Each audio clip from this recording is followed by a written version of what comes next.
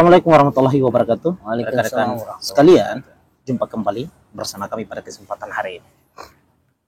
Pada kesempatan hari ini, teman-teman sekalian, ini sedikit kami memberi pandangan menyangkut soal masalah persoalan kontemporer hari ini. Ustadz, ya, ini rasa-rasanya hampir sering kita lihat ya, kontestasi politik itu sering yang dijumpai adalah orang-orang yang tidak berotak, Ustadz. Kok politik itu kan harusnya berdasarkan Undang-Undang Nomor 7 Tahun 2017 kita. Harusnya yang dilakukan adalah edukasi politik masyarakat. Atau pelajaran politik kepada masyarakat. Dari siapa? Tentu adalah peserta-peserta pemilu. Individu ataupun juga dengan partai politik. Harusnya. Tapi justru yang tampak adalah para politisi-politisi. Para peserta pemilu. Karena ini oknum ini juga adalah merupakan seorang peserta pemilu gitu ya, dan pimpinan partai, menteri pula, betul, terlihat nggak punya otak di sini. Nah, sehingga kemudian yang digunakan adalah ya candaan terhadap hal-hal yang sifatnya vital, Ustaz. Misalnya hal-hal yang berkaitan dengan ibadah. Nah, ini belakangan kemudian marak di media sosial menyangkut soal masalah ucapan walaupun sebetulnya itu guyonan ya. Untuk dibikin candaan gitu. Tapi maksud menurut kita kan itu tidak fair dan tidak cocok jika kemudian bahasa-bahasa seperti itu disampaikan dan menjadi konsumsi publik. Karena momentum politik ini adalah momentum untuk mencerdaskan, bukan momentum untuk kemudian melakukan ya guyonan yang sifatnya ya tolol begitu maksudnya. Ya. Menteri Perdagangan Zulkifli Hasan kemudian belakangan marak dibicarakan, Ustaz, karena guyonannya yang kemudian mengatakan bahwa kira-kira ini orang sholat kemudian tidak ya waladhdallin, tidak menyebutkan amin karena barangkali adalah berbeda pandangan gitu ya, bukan pendukung paslon 1 begitu. Terus kemudian pada tahiyat itu kemudian biasanya kita adalah satu malah justru kemudian jadi dua. Nah, ini kan sesuatu yang kemudian tidak lucu, Ustaz. Ya kan? Justru masuknya adalah soal masalah penghinaan. Ya. Orang teriaknya begitu, Ustaz. Nah, ini sedikit kita beri pandangan banyak soal masalah ini, Ustaz. Karena urusan penghinaan di dalam urusan-urusan politik itu kan kurang lebih sudah menjadi catatan sejarah buruk bagi kita. Pemilu Kada 2017 di DKI Jakarta yang kemudian terpaksa Ahok harus menjadi tersangka atas penghinaan terhadap agama. Itu kan ini sesuatu yang harus kita bicarakan secara fair dan objektif. Mana nih, Ustaz? Bismillah. Jadi tadi sudah disinggung sama Bung Hamis kan. Harusnya momen politik menjadi momen untuk mencerdaskan bangsa. Di dalam berpolitik secara sehat, kan begitu ya? Betul. Tentunya itu kalau yang pakai otak, ya. Tapi jika misalnya para politisi dia melakukan atau berada dalam momen politik tidak memakai otak, ya jadinya banyak blunder seperti ini. Bumerang terhadap dirinya, bumerang terhadap partai, bumerang terhadap negara bahkan. Dengan para politisi, tingkah para politisi yang kemudian garing, ya. Di dalam melaksanakan aktivitas kehidupan berpolitik itu. Banyak orang yang kemudian salah satunya ini yang tadi yang sudah disebut Zulhas ya. Kita sebutkan saja ya begitu ya. Selalu mendengungkan, selalu berkomentar, selalu membicarakan tentang politik identitas kepada lawan politiknya. Akan tetapi ketika dirinya itu melakukan politik identitas di dalam ranah-ranah agama yang tidak seharusnya ada di situ, ya kan? Betul. Sehingga posisinya menjadi garing.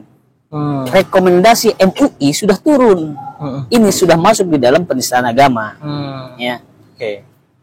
Bahasa tolol mungkin masih lebih lembut, ya, untuk orang yang melakukan cacian terhadap agama. Ini bukan guyonan yang enak didengar, Pak. Bukan guyonan yang bisa dikonsumsi dengan renyah di tengah-tengah masyarakat. Tapi ini adalah guyonan jorok, guyonan yang membuat orang jijik terhadap politik. Harusnya guyonan politik itu yang cerdas, yang tanpa harus menabrak nilai-nilai, apalagi norma agama. Betul. Nah, ini sudah menabrak nilai norma agama dengan menyatakan apa di dalam sholat. Ini lihat, di dalam sholat ditarik dalam nilai-nilai politik praktis loh. Yes, betul. Ini kan kul hatu burhanakum in kuntum shadiqin. Ente wajib berikan burhan, data begitu jika kamu termasuk orang-orang yang benar, jika memang ada orang yang kemudian menarik di dalam sholat seolah-olah sedang berpolitik praktis. Saya yakin segoblok-gobloknya orang Islam, dia tidak pernah membawa sholat dan ranah-ranah politik praktis seperti itu. Dan itu tidak pernah ada ceritanya di Indonesia seperti itu. Artinya setolol-tololnya kaum muslimin, dia tidak pernah menarik sholat ibadah mahdoh yang begitu agung di sisi kaum muslimin, menarik menjadi politik praktis di dalam kehidupannya.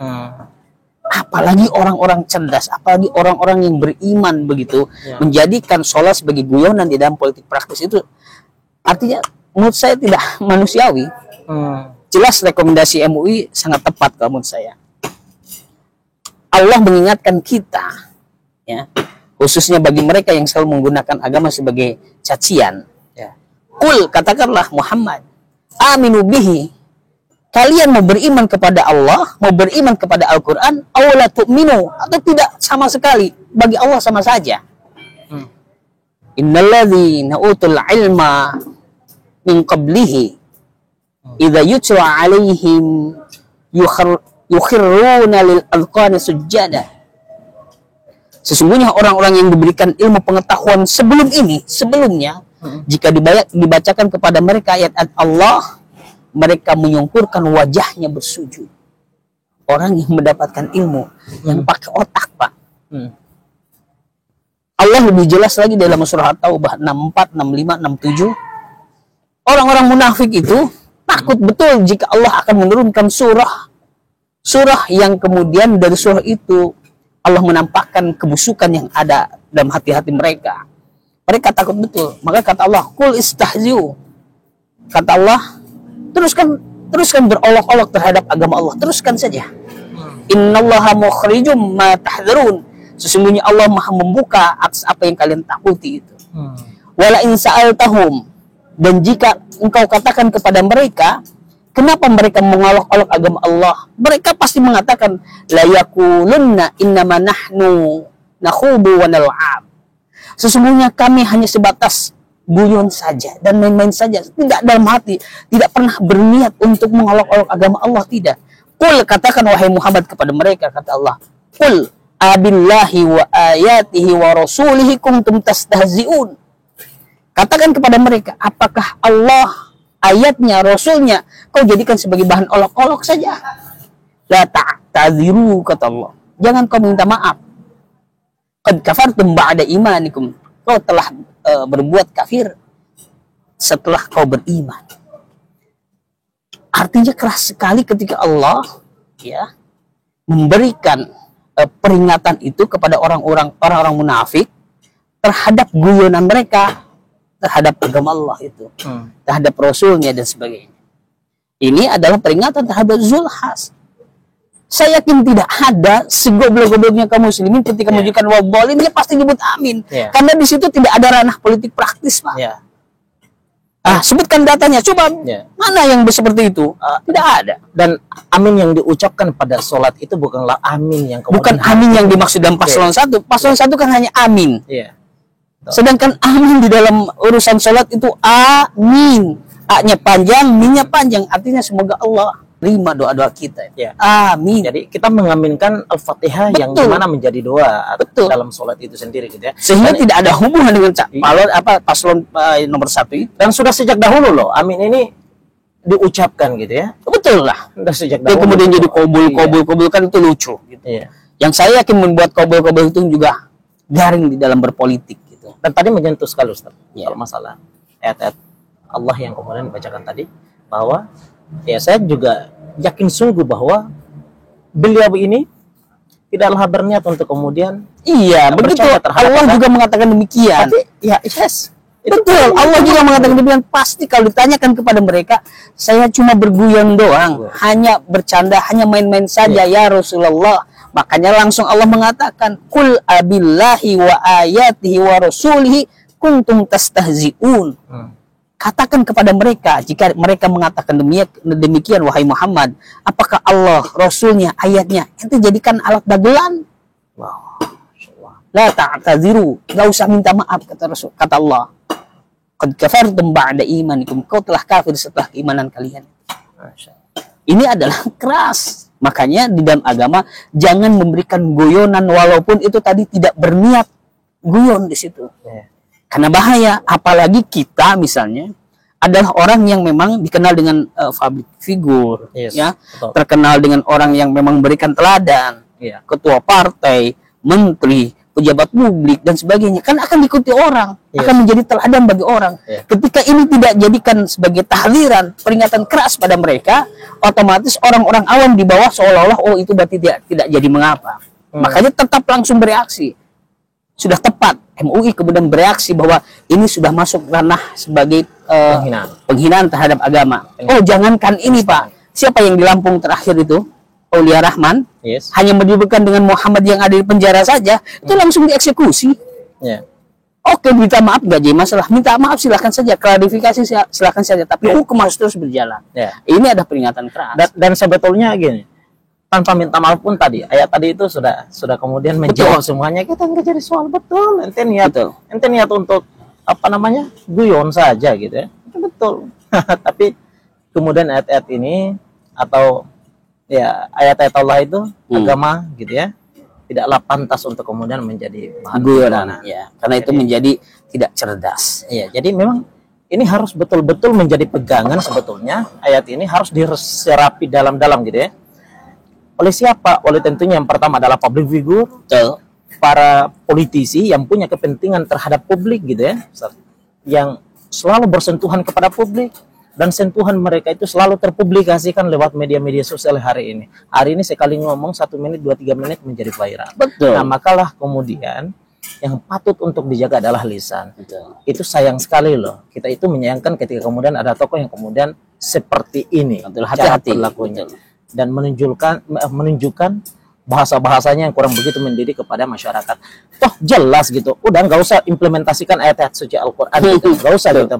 Tetapi cukup dengan mengimplementasikan ayat-ayat ataupun pasal-pasal yang di dalam Undang-Undang Nomor 7 itu saja. Betul. Selesai itu. Karena tuntunan yang kemudian berada pada Undang-Undang Nomor 7 selesai. Yang harus dilaksanakan adalah edukasi politik kepada masyarakat itu. Lah, apakah ini kemudian masuk ranah edukasi politik? Tentu tidak gitu ya. Betul. Jelas itu bukanlah merupakan bagian daripada edukasi politik. Karena edukasi politik kepada masyarakat ya adalah edukasi yang bermuatan politik, Ustaz ya. Mengajak masyarakat berdasarkan cita-cita undang-undang kita adalah untuk masyarakat itu berada pada pilihan yang rasional, yang tidak irasional, menggiring masyarakat agar kemudian tidaklah terpengaruh dengan money politics, tidaklah kemudian terpengaruh dengan gaya-gaya politisi yang menggiring masyarakat itu pada ruang-ruang irasional. Harusnya seperti itu yang harus didorong oleh yang diberikan pembelajaran kepada masyarakat. Ya kan? Harusnya seperti itu. Dan yang paling terpenting adalah semisal kita selalu sampaikan Ustaz ya tentang gagasan-gagasan politik. Oh iya. Politik gagasan. Politik itu adalah yang harus ditawarkan kepada publik itu adalah politik gagasan. Jadi biar cerdas lah. Iya. Biar rupanya yang kita pilih ini bukan wajar orang. Betul, wajar kita pilih dan sebagainya. Orangnya punya otak, orangnya punya narasi, orangnya punya gagasan besar terhadap ini bahaya kalau terus tetap menjadikan bahwa malah justifikasi kami hanya sebatas guyon, kami hanya sebatas menyampaikan sesuatu yang itu adalah fakta di masyarakat. Kita tidak pernah punya niat untuk menista agama. Itu nanti akan jadi muak di tengah masyarakat. Sekarang siapa?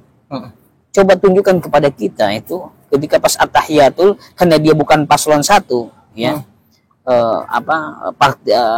Yang memilih paslon 1 kemudian dia menjadikan 2 karena dia masuk paslon 2 atau menjadi 3 jadi karena paslon 3 di dalam at-tahiyat.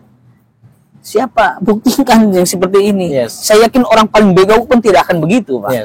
Betul. Ya kan? Paling bego karena merasa dia paslon 2 jadi begini.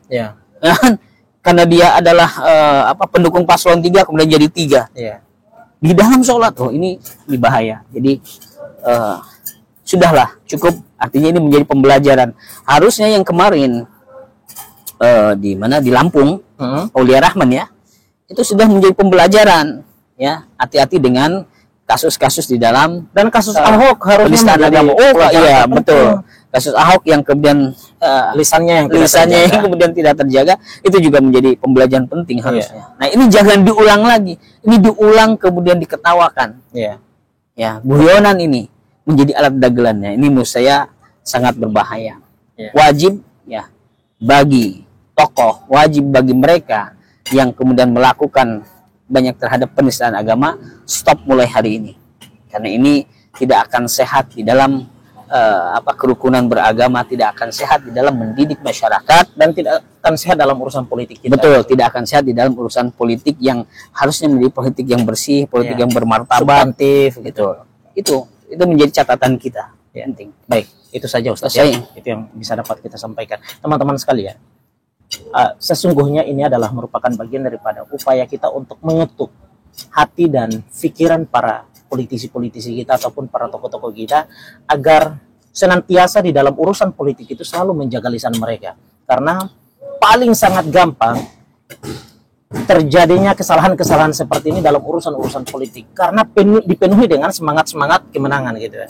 Semangat karena di depan para simpatisan, semangat karena di depan para kelompok-kelompok yang sesama frekuensi ataupun sesama zodiak gitu ya, loyalis mereka, sehingga kemudian arogansi itu kemudian muncul. Nah, sehingga gampang sekali terjadi kesalahan-kesalahan seperti ini. Kita ingatkan kepada para tokoh-tokoh kita agar senantiasa selalu menjaga nilai-nilai agama terpenting. Agama apapun itu harus tetap dijaga. Selain daripada Islam, semua agama harus tetap dijaga nilai-nilai di dalam agama itu, Ustaz ya. Nah, dan yang paling terpenting kepada tokoh-tokoh kita agar senantiasa menjaga nilai-nilai di dalam agama Islam itu sendiri. Semoga video ini bisa sampai kepada Pak Julhas. Terima kasih banyak Pak Julhas. Assalamualaikum warahmatullahi wabarakatuh. Waalaikumsalam warahmatullahi wabarakatuh.